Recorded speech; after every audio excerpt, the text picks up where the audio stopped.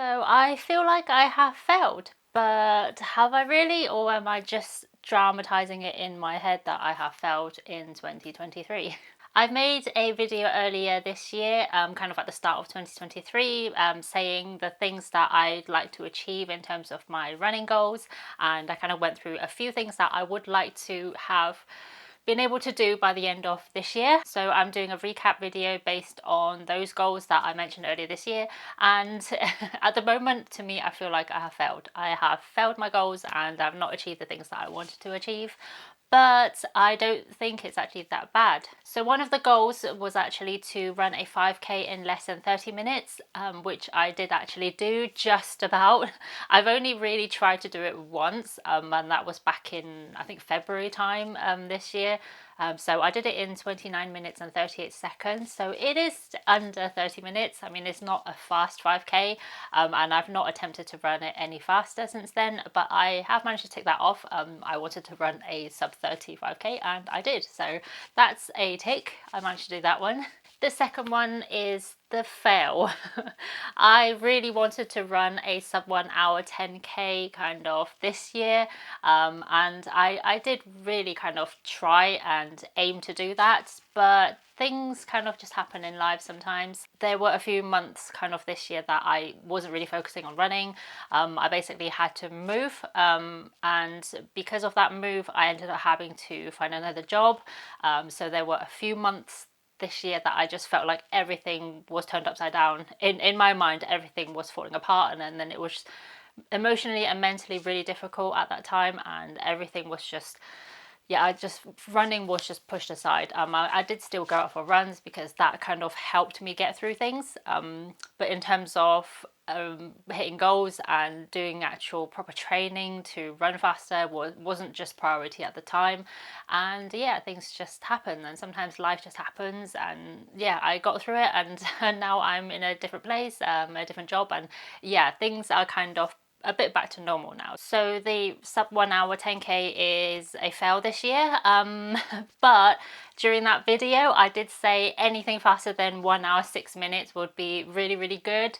And over the course of this year, doing different 10ks and focusing a little bit more on running faster once everything was settled, I have managed to run a faster 10k, and that was done last weekend at the Western Birdhouse Christmas 10k.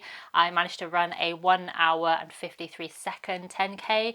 It was so close to a sub 1 hour, which I was a bit gutted that I didn't get, but thinking about how much time I kind of shaved off the 10k, I'm happy, and I should be more grateful, and I should be more proud of what I've managed to achieve considering all the other things that's happened. So yeah, 1 hour and 53 seconds is my fastest 10k at the moment, and obviously next year is going to be another year where I will try to do a sub 1 hour 10k. The other goal for this year was to run my first half marathon, which I did. I ran the Bath half marathon.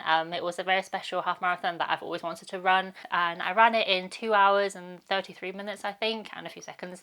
A very slow half marathon, but I was so proud. I wasn't aiming to run it in any time.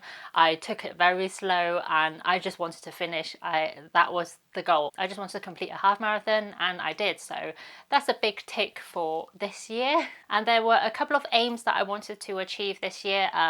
One of them was to eat better, have a better diet, and fuel properly, which has always been a problem for me, to eat the right foods and eat enough, and that's still the case at the moment. I can't say that anything has changed.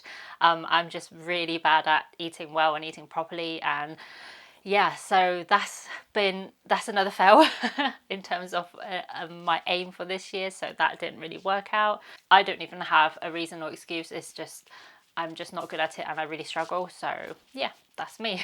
The other aim was to be able to sleep a bit more and get better quality sleep.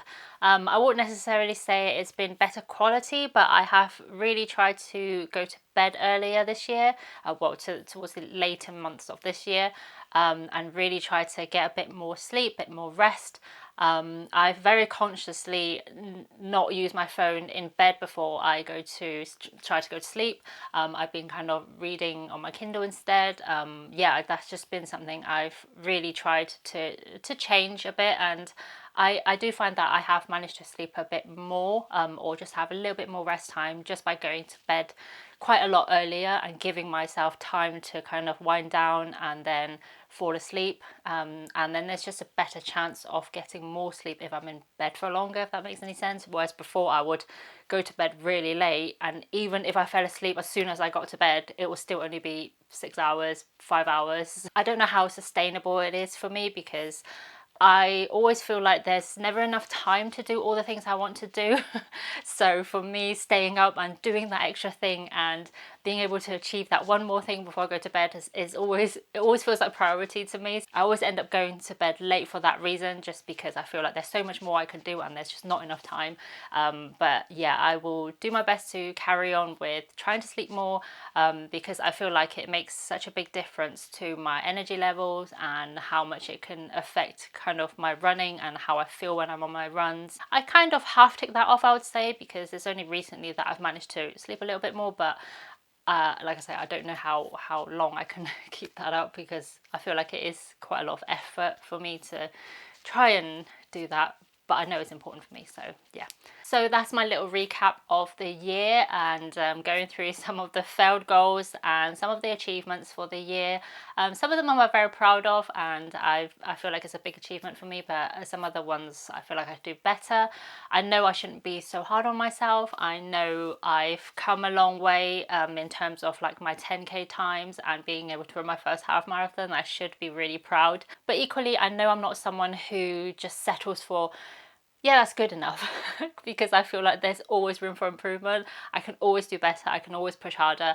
And I feel like in life it's important to feel like you can always do more, because once you start settling into this is good enough, I feel like you would never improve. And sometimes some people would go the other way and they would start getting worse and they become lazier and kind of, yeah, just the opposite way of being better.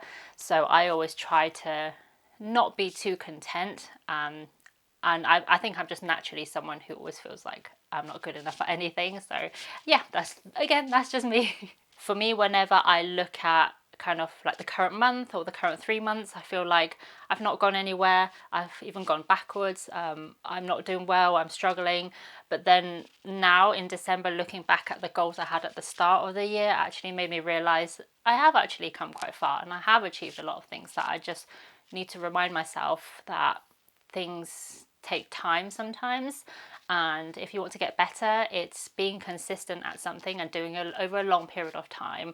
Success and achievements don't necessarily happen overnight, and I just need to remind myself of that. And yeah, I feel like in a way I've learned quite a lot about myself this year. Hopefully I'll be able to learn a lot more in the coming years. So I'm going to end the video here and I'm going to stop talking. If you found it at all interesting or helpful, please give it a like. That would be very, very much appreciated. If you have any comments or any feedback, just leave them down below. I love reading your comments, and a lot of you kind of say very nice things and give me very positive feedback, and that's really appreciated and really helps me, and I do read all the comments.